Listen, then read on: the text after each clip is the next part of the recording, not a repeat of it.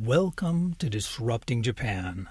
Straight talk from Japan's most successful entrepreneurs. I'm Tim Romero, and thanks for joining me.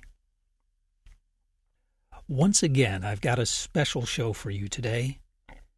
There will be no guests, no playful banter with someone speaking English as a second language. Today, it's just you and me.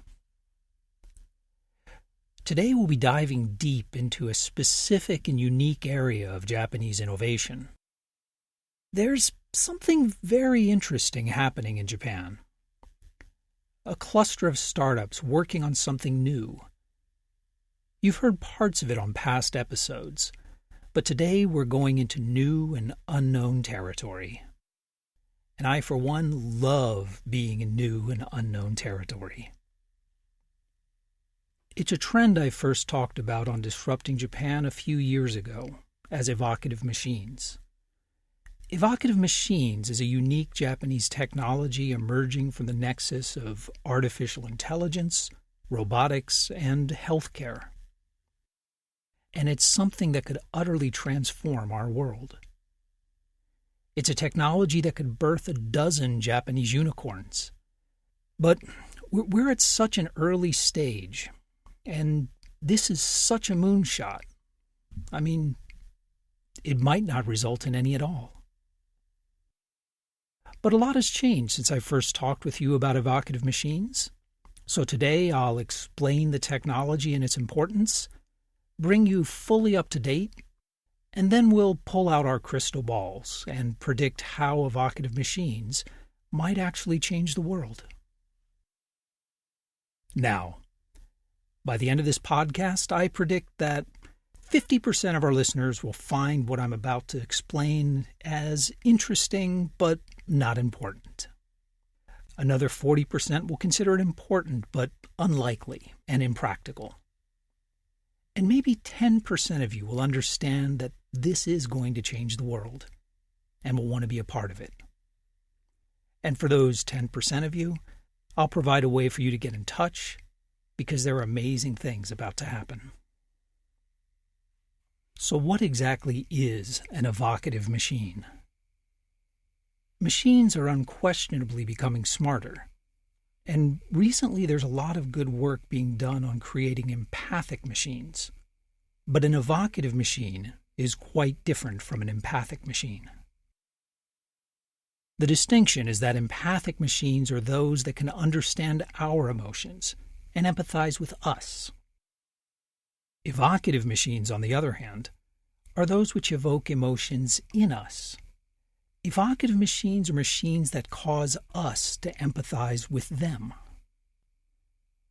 Okay, so why is this useful, let alone disruptive or transformative? The whole point of automation is to get things done more simply. I don't want to feel sorry for my refrigerator when it breaks down.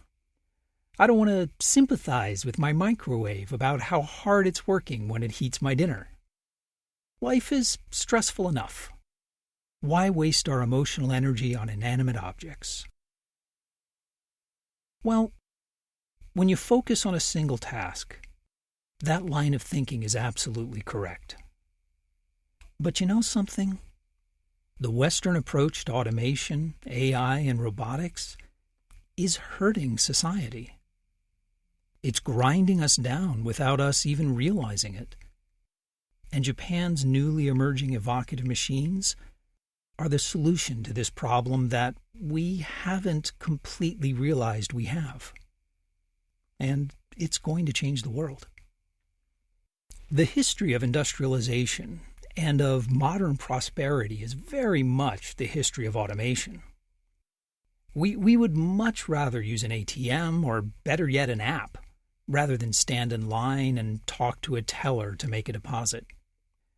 And although it was not the case a few generations ago, today we are all perfectly capable of operating our own elevators and pumping our own gas.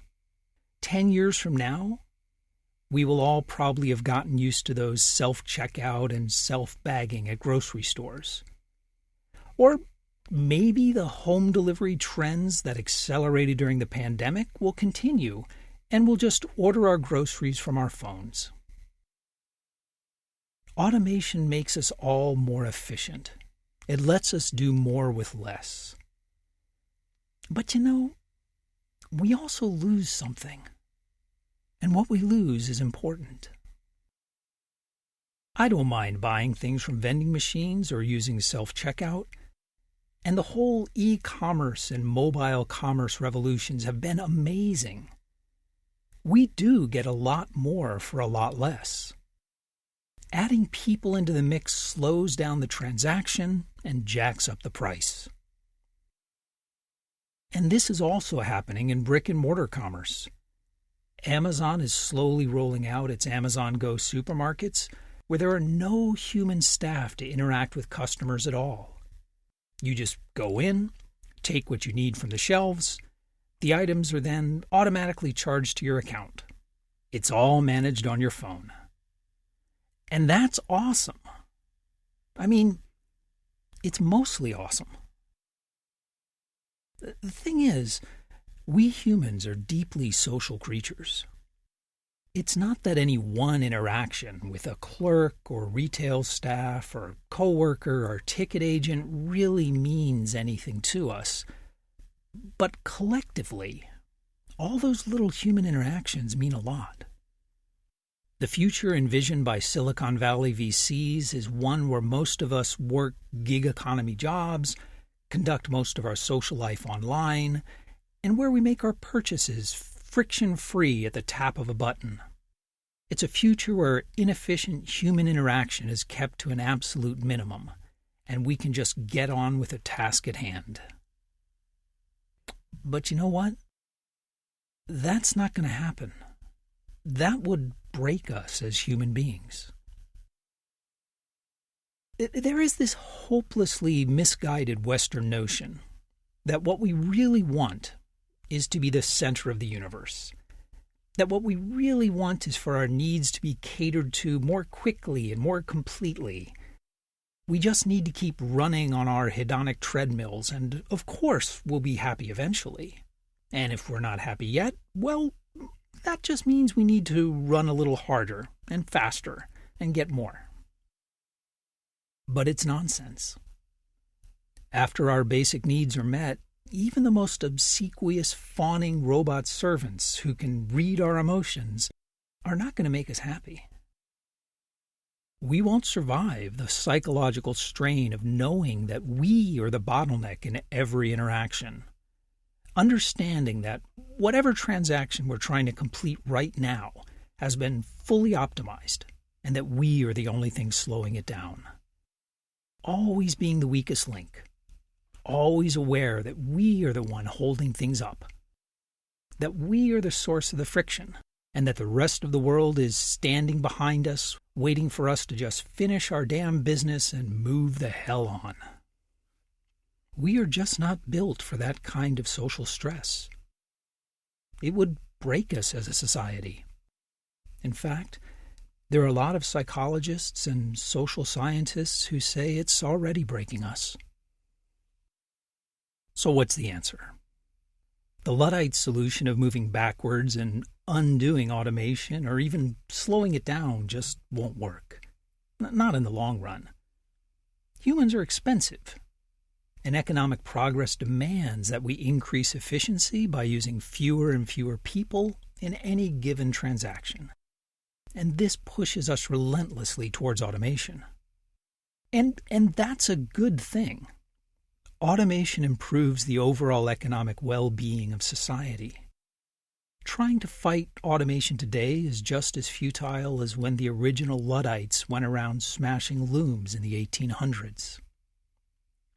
The logical benefits from automation are overwhelming, but what we need is something to soften the emotional blow. That solution is evocative machines. The solution is machines that can make us care about them and enable us to interact with them not in the way we interact with people, but perhaps in the way we interact with pets. We fully understand that our pets are not human and that they don't have human emotions. but we largely treat them as if they did.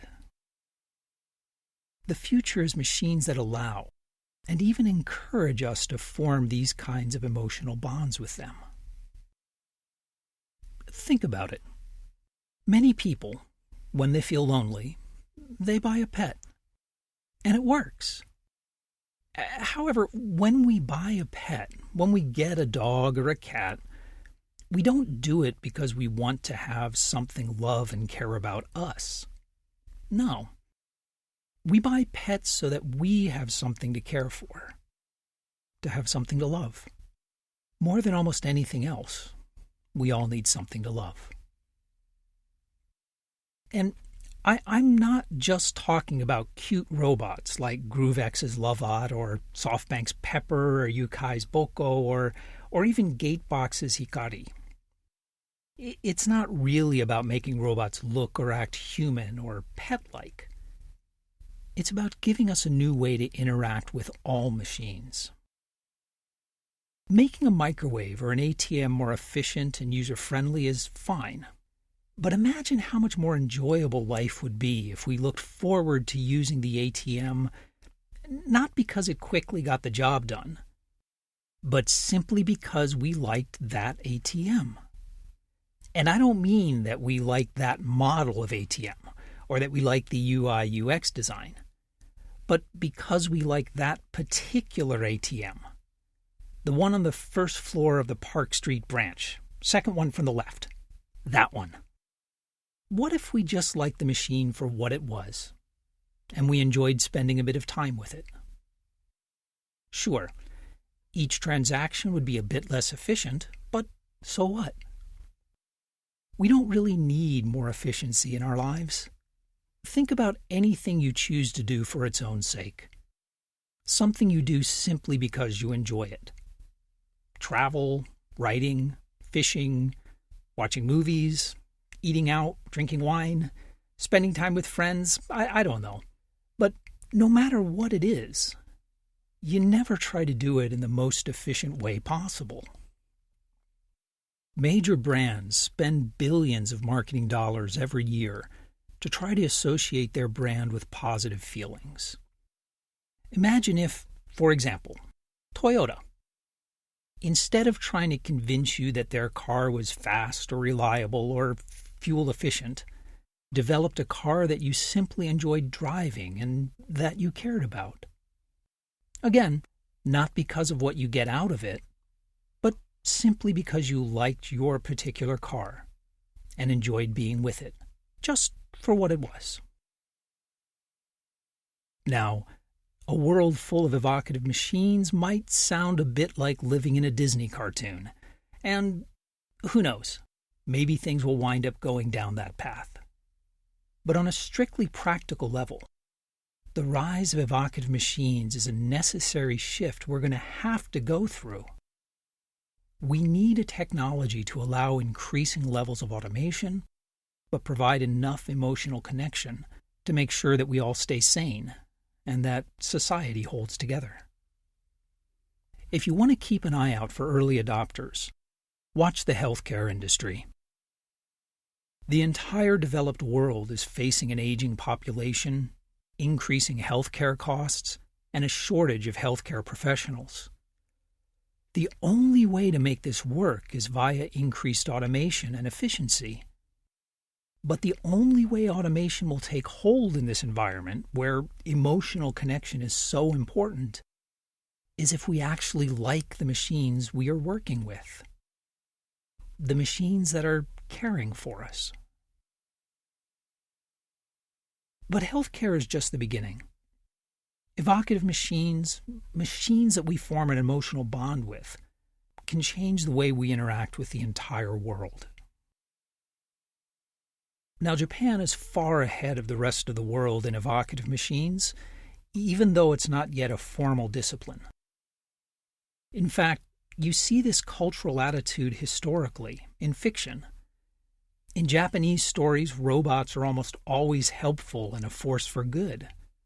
We have Doraemon and Astro Boy, and, even Mechagodzilla wasn't all bad.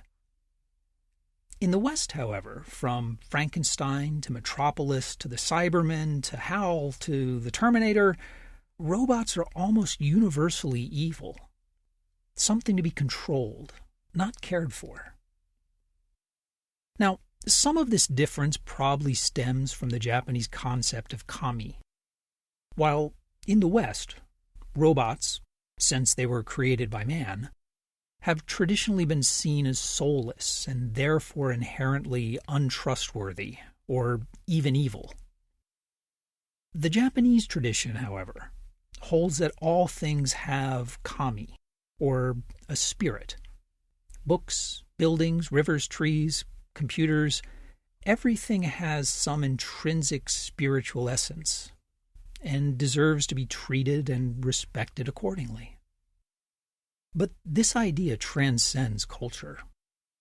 In fact, a few years ago, Amazon almost discovered the critical importance of evocative machines.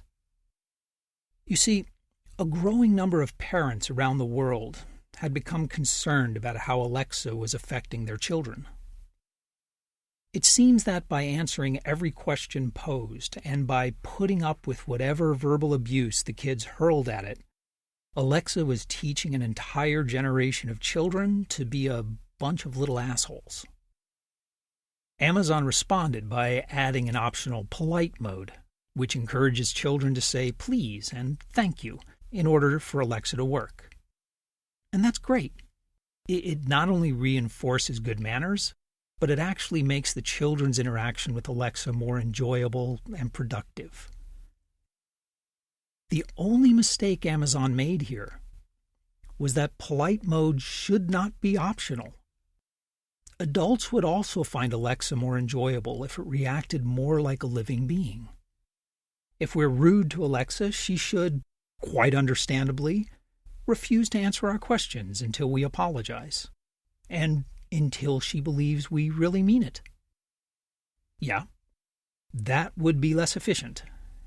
And it might even be annoying at times. But you know what? It would make us all a lot happier in the long run. I mean, it's not about the efficiency of the search transactions. The transactions don't make us happy. It's the relationship. It's about having something that's worth caring for.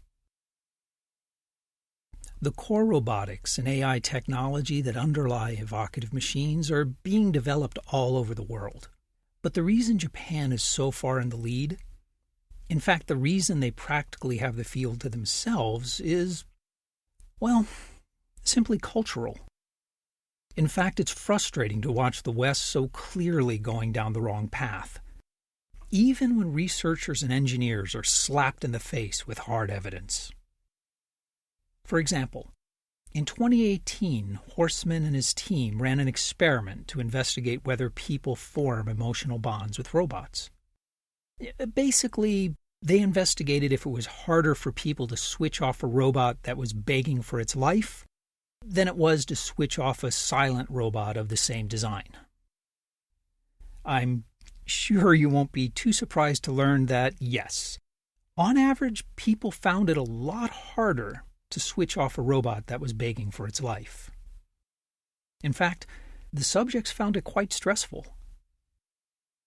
Horstman showed that people do form natural emotional bonds, even when they know with 100% certainty that it's just a machine, and not even a very intelligent one. And that's important research. Where Horstman went horribly wrong, however, is in what he concluded from these findings.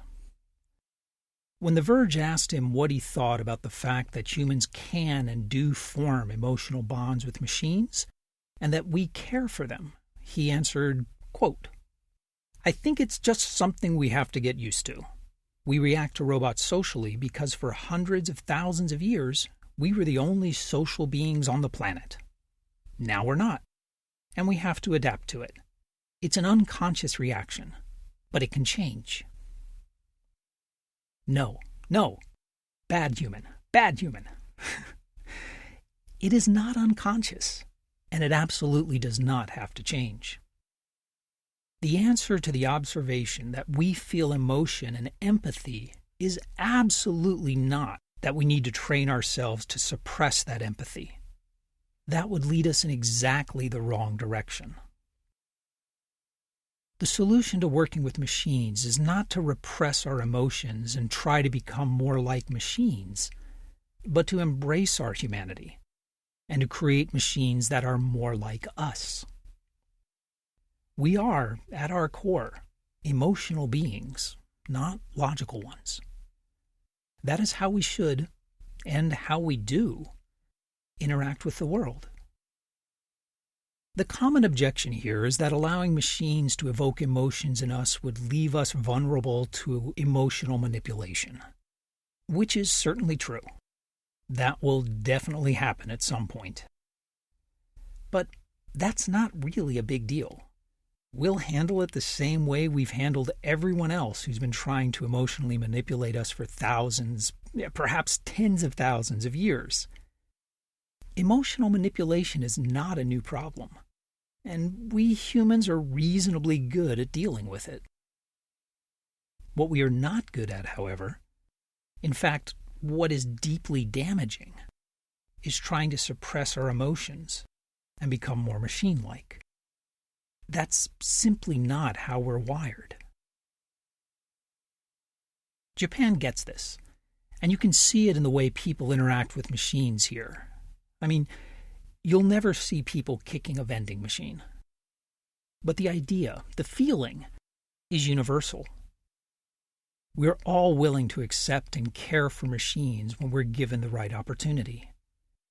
We are all not only capable of forming positive emotional bonds with machines, but we actually want to do so. Perhaps the archetypal example of this was the Tamagotchi craze from 20 years ago. Over 75 million of those little Tamagotchi eggs have been sold, and literally all they did was make the users care for a machine. Tens of millions of people have spent billions of hours interacting with a little machine that offered the users absolutely nothing except the chance to care about something, to form an emotional bond. So right now, here in Japan, the Evocative Machines project is a small group of founders, mad scientists, hardware hackers, and behavioral psychologists who think evocative machines will make the world a much nicer place to live in, and who want to build that world. If that sounds interesting to you, send me an email at the Disrupting Japan site or drop by evocativemachines.com and let us know what you think. This is the future. Evocative machines are the key to opening up a massive new wave of automation in every industry and a higher quality of life in general. It's going to come out of Japan first, and it's going to change the world. If you want to talk more about our emotional connection to machines, I and the rest of the Evocative Machines crew would love to hear from you. So come by disruptingjapan.com/show182 and let's talk about it. If you leave a comment, I guarantee I'll respond. I'll also be updating the Evocative Machines website, so check that out as well. And hey, if you get the chance, please follow us on LinkedIn or leave a review on iTunes or your podcast platform of choice. Or, just tell a friend about the show. An honest recommendation means a lot. But most of all, thanks for listening. And thank you for letting people interested in Japanese startups know about the show. I'm Tim Romero, and thanks for listening to Disrupting Japan.